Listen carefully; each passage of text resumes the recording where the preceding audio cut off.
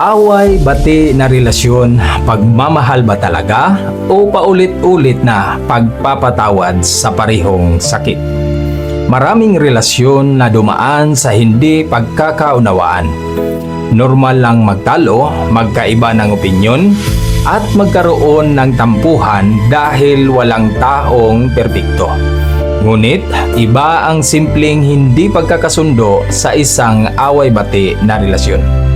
Na paulit-ulit na lamang ang ikot. Nag-aaway, naghihiwalay, nagkakabalikan, nagpapatawad, pero sa bandang huli ay bumabalik pa rin sa parehong problema.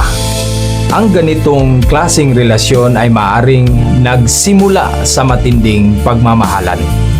Ngunit habang tumatagal, napapalitan ito ng pagod, takot, at emosyonal na pagkahapo.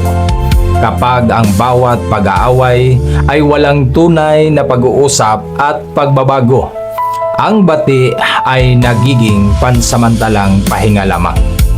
Bago muling sumiklab ang panibagong away.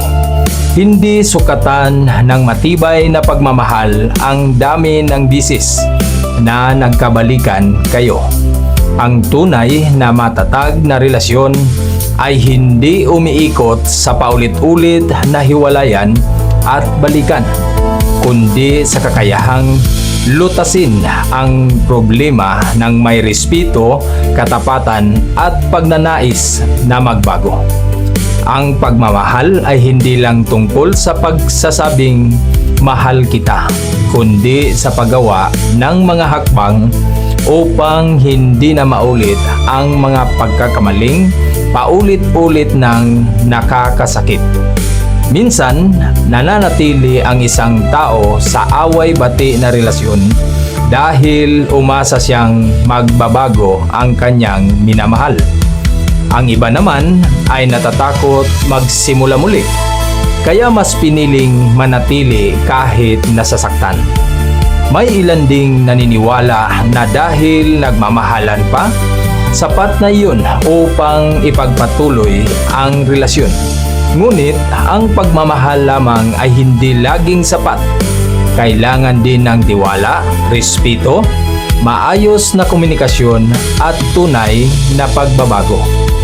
Ang paulit-ulit na away ay unti-unting sumisira sa tiwala. Kahit magkabati kayo, may mga sugat na nananatili sa puso. Habang dumarami ang masasakit na salita, nawawala rin ang kapanatagan at seguridad sa isang relasyon. Sa halip na magiging tahanan ng kapayapaan, nagiging lugar ito ng pangamba at pag-aalinlangan. Hindi masamang magpatawad, lalo na kung may tunay na pagsisisi at malinaw na pagbabago.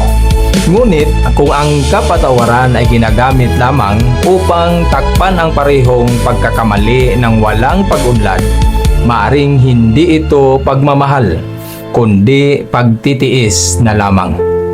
Ang isang malusog na relasyon ay hindi perpekto. May mga problema rin ito, ngunit pareho kayong nagsisikap na ayusin ang mga ito. Kapag ang dalawang tao ay marunong makinig, umamin sa pagkakamali, tumanggap ng responsibilidad at gumawa ng konkretong pagbabago, mas tumibay ang kanilang samahan.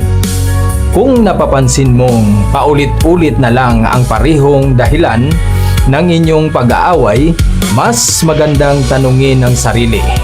May tunay bang pagbabago o pareho lang ang kwento sa bawat pagkakataon?